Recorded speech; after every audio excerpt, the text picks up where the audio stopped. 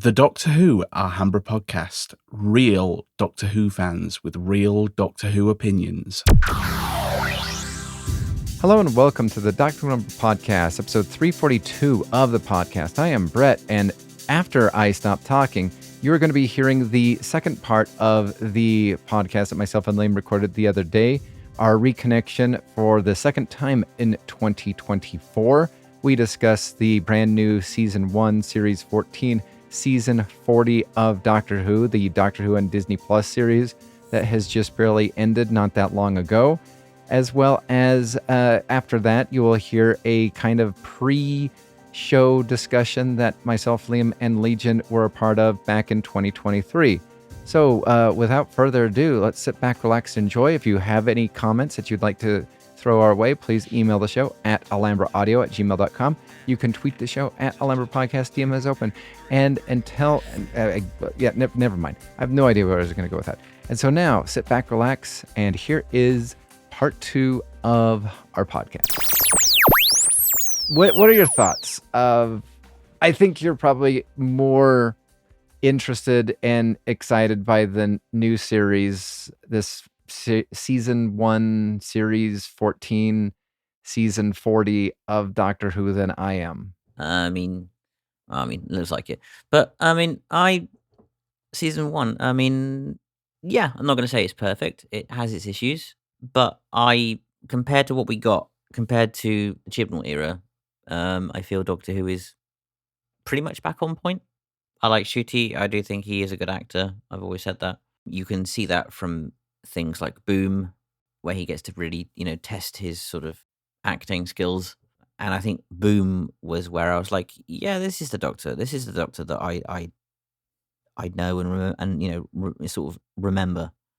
There are things about the new season that I was just like, why have they done this? And comments like in the Confidential, which kind of annoyed me, which I thought was a bit kind of cheeky. So at the end of when we see the reveal of obviously Ruby's mother and she's in this cloak, bear in mind, this is a 15-year-old girl, right? Who's had a kid and she's abandoning her kid at church, right? Mm-hmm. Yeah. And this is 2004 and she's in a cloak. Now, and what was RTD's kind of reason for why she's wearing a cloak in the middle of Manchester? Mm-hmm. It was, because the plot demanded it. No, it fucking didn't. Didn't demand it at all. You could have said anything. She was going through an emo phase. She, she liked gothic clothing. She had an interest in vintage attire. Anything. But why? Oh, because the plot demanded it. No, it didn't. If the plot demands it, you haven't written it very well. Well, and that's one thing that I've kind of been annoyed about. Two things that have occurred, and they're kind of both Disney Plus-ish properties, and that is currently with Doctor Who and also the Acolyte. Both, yeah, I've heard the showrunners. I've heard the lightsaber fights are terrible, very, very badly choreographed. But both RTD and Leslie Headland, the series producer, showrunner, or whatever for the Acolyte, are explaining plot holes through interviews and commentary. Like, no. If you have plot holes, to do that, yeah, you've missed a memo there somewhere. Like something's not connecting. You shouldn't need to explain plot holes in the extras. No, I mean, maybe drop an odd hint of, oh yeah, this was because of X, Y, Z. And you go, oh okay, well that deepens the lore. Like, that sort of hints to something that we may have considered but didn't realize was actually, the canon reason. But now you've said canon reason, that adds to it.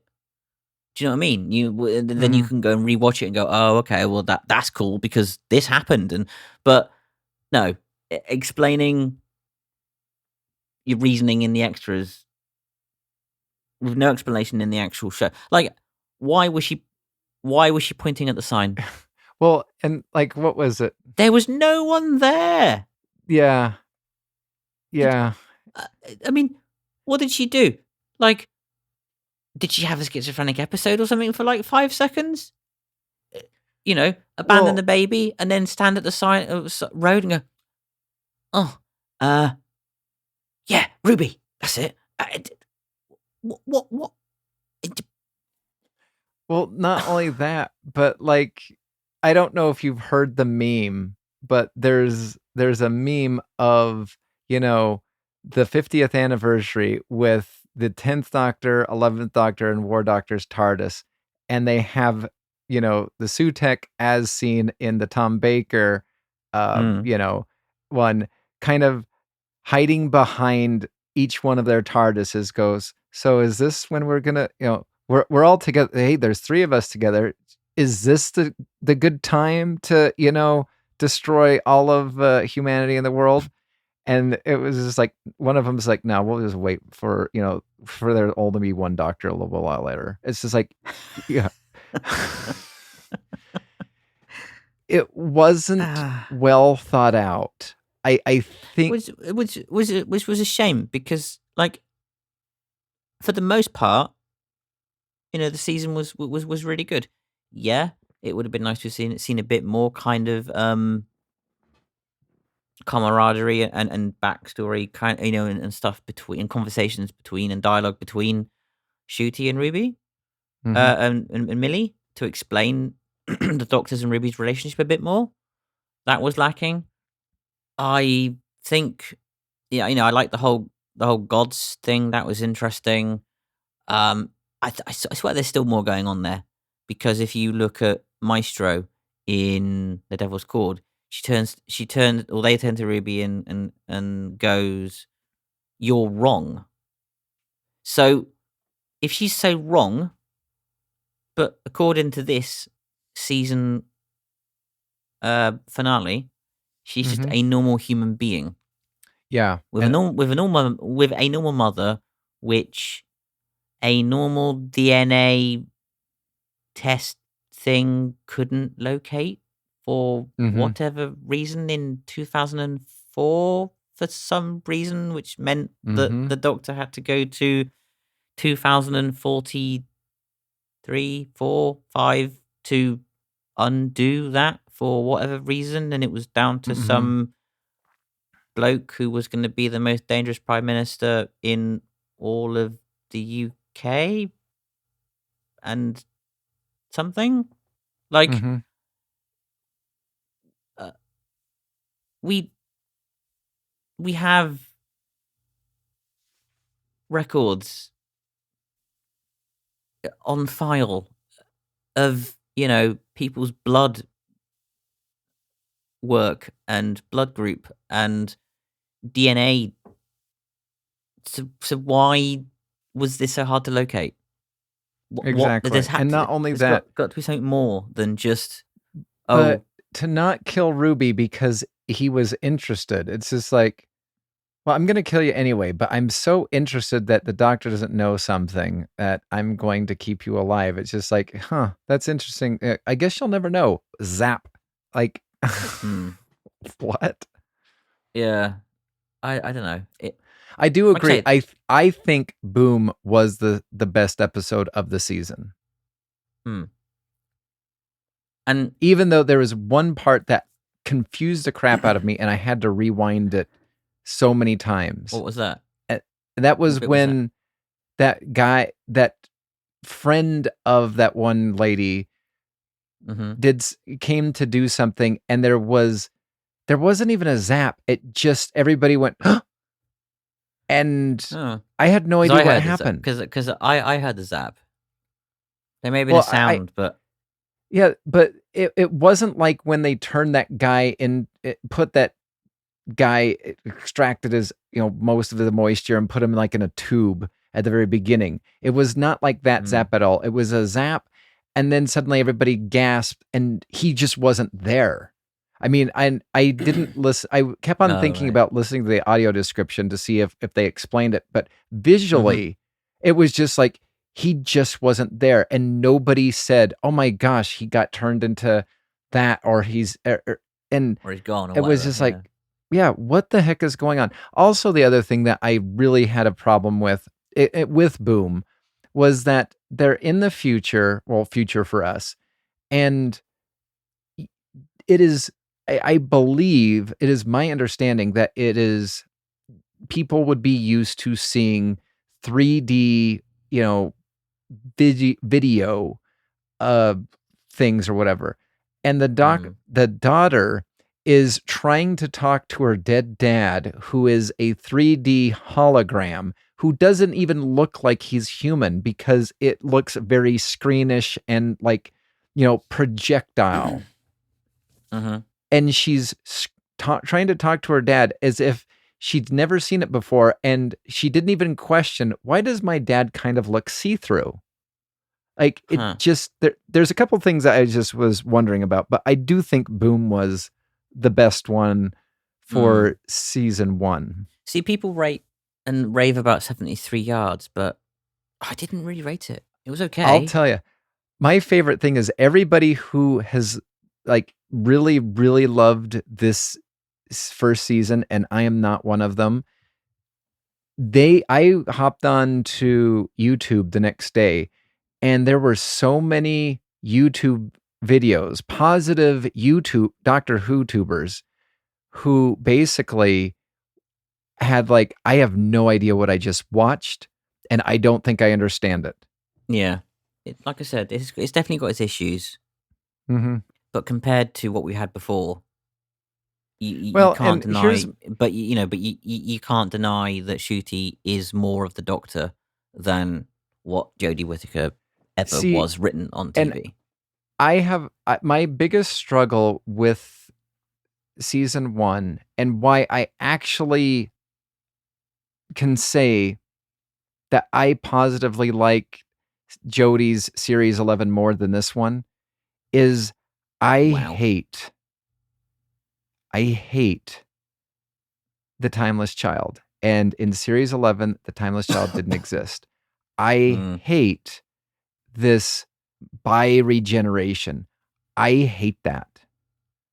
And it is those two things that is really making it hard for me to like the show, because I think the bi-regeneration is actually harming the season 6B story. Why though? Why?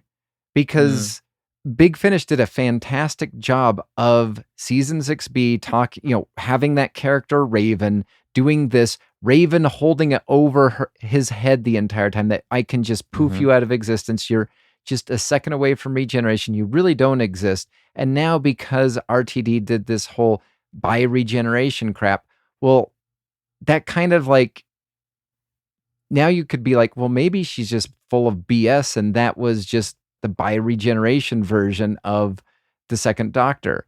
Like, I really think that the bi-regeneration has really harmed the show. I mean, potentially, but let's face it, we knew the whole War Games thing was a thing anyway, post War Games.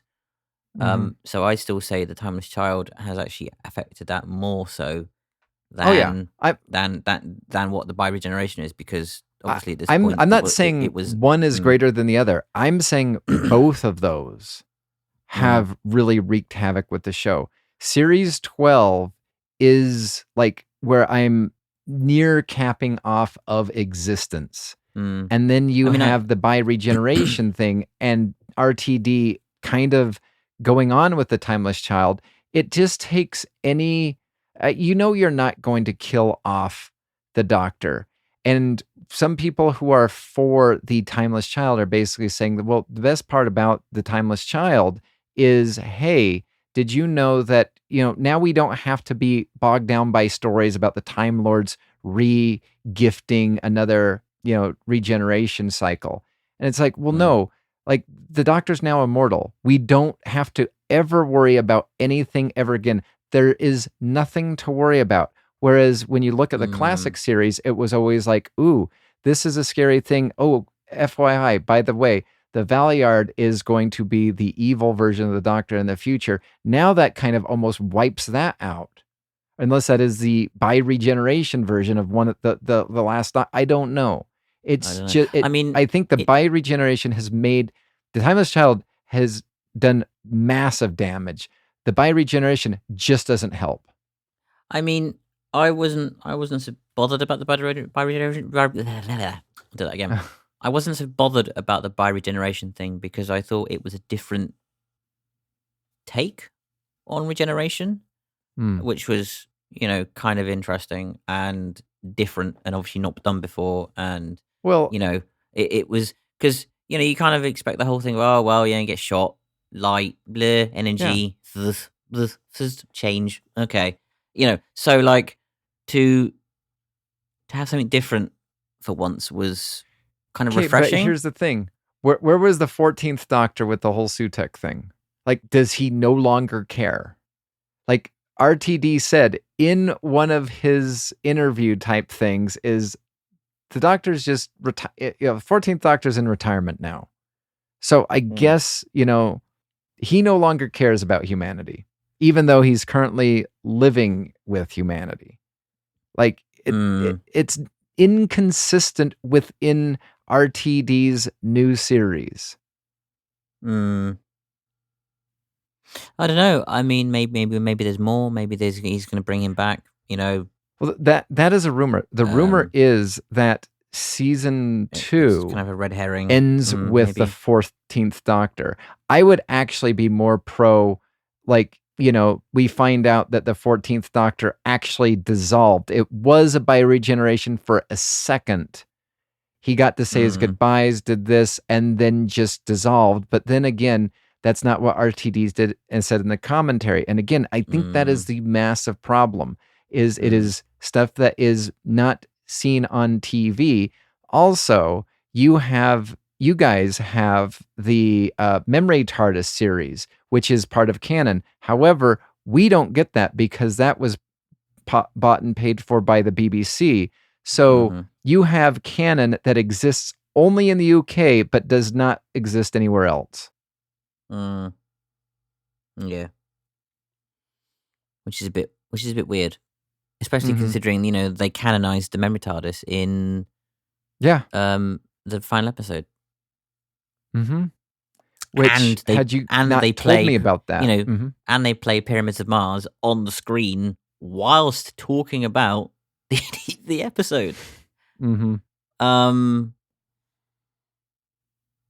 So the canon Memory Tales of the TARDIS thing takes place at a certain point within that episode.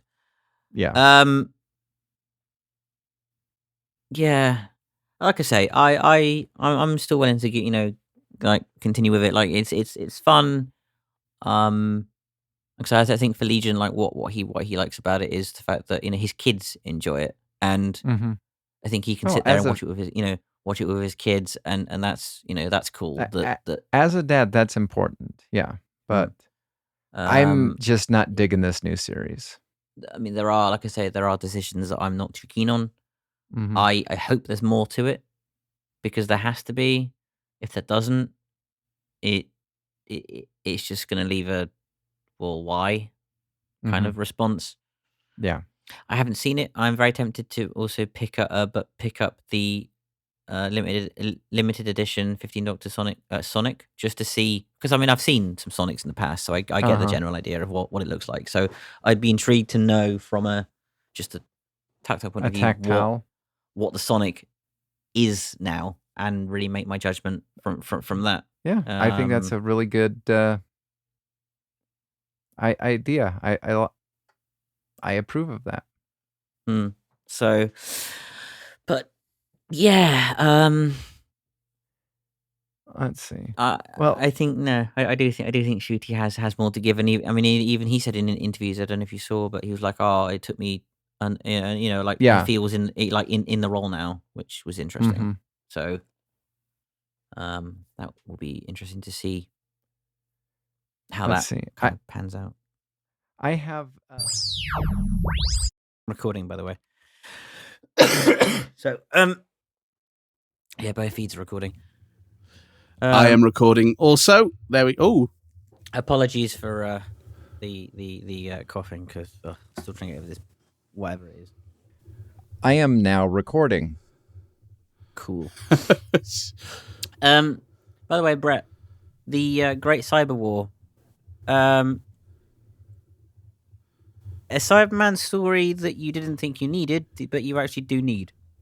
it's really good. It is Great really good, Cyber War. Is that Really, the really Eighth Doctor one?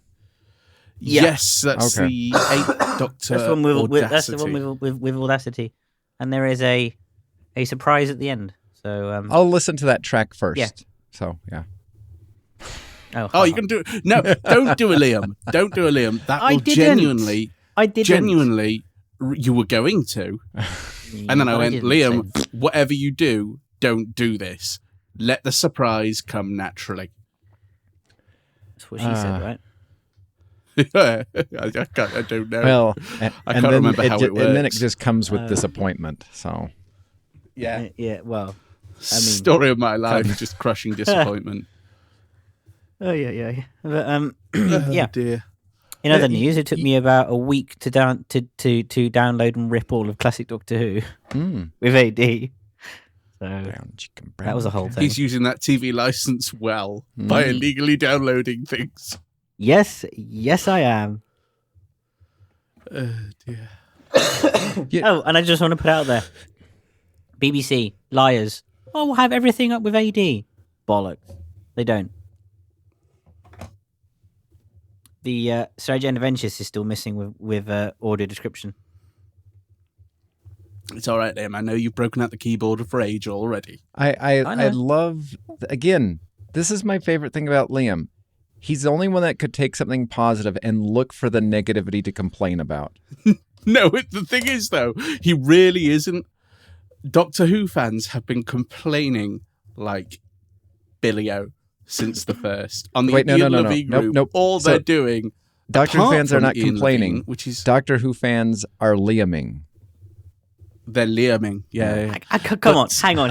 Whoa. Says the person who's going to have a massive rant later, I might add. I told you. saying. I have some issues that I'm worried about.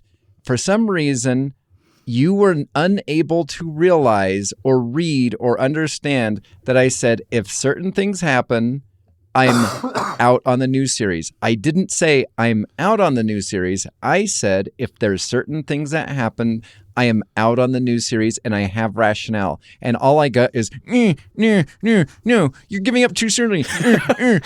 No. Okay. When did I go? No, I don't.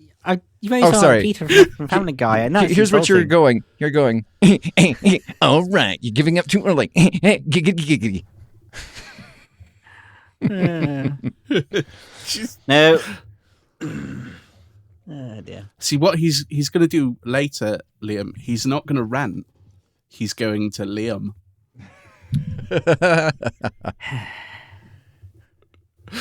And the See Liam's in the again. cradle and the Get in. silver spoon. Little boy complaining about the man in the moon. Oh, sorry. Oh, dear. What you saying, missed me Liam? out going as Have the a intro. Baby, don't know when, but I'll complain again. Yeah, I'm gonna have a rant again. And this, ladies and gentlemen, is why Brett went into education and gave up on his music career. Exactly. Oh, dear. What episode So, number are we? I know you just released 301. 301, isn't it? Wow. Mm-hmm. I can't believe we've got past the 300 mark, actually. I know, really. I know. I mean, the funny thing is I feel as though when we were going up to 200, I'm not sure we were grasping at straws, but we were trying to get to 200 promptly. And I feel as though I just have blinked and it's just like, oh, 300. Mm-hmm. Cool. Mm. Yeah, it's just another day. 300. Next big one's 500. Yeah, that's what I say. Yeah. We celebrate 500. I'm not celebrating no meager 300 or 200. Well, I think I think we celebrated 200 because we never really did anything for 100. So No. I think our celebration of 200 was our late celebration of 100. And now, yeah, it's going to be 500, 1,000, then 2,000, then, whatever. Death. Yeah, death. I mean, Yes. with Yeah. you and Legion's reviews, I mean, we're going to get there in like no time. No time. Yeah. No, Yeah. not at all. I need to. I need to Here's a controversial opinion watch for An you. Unearthly Child. Mm. Go on. The controversial opinion, or question, should I say, rather than opinion, is Big Finish 100 the least celebrated / worst 100 release ever? Well, it's the only 100 release ever. Well, yeah, but I mean, like, it's not exactly a hallmark release, is it? I mean, No, one could it's say not. Once in Future is not that good of a hallmark of a release for a celebration also. Yeah. That too. There's a story behind 100. 100 is a very last minute release because if you remember, there was a Sixth Doctor story signed up, written by Stephen Baxter, and they never did it. Huh. I'm sure it's on the way back. What was machine, the if you want to have What a was look. the story going to be called? Can you remember? Something of Angels, a flight of angels, I think, and it was announced Interesting. in late 2005. Interesting. Oh, cheers for the heads up, by the way, Brett, on the documentary that's coming out on the 19th. That's when That I saw looks that, really I quite was just interesting. like, I know I won't have access to that, but I know some people will. Don't worry, you will. By the way, did you check Dropbox? I have not. I've been You crazy should. busy. There's a few Okay. surprises in there for you. So Oh, enjoy. let's see. Oh, dick pic. Yep, that's a surprise. I'm glad both our minds went there.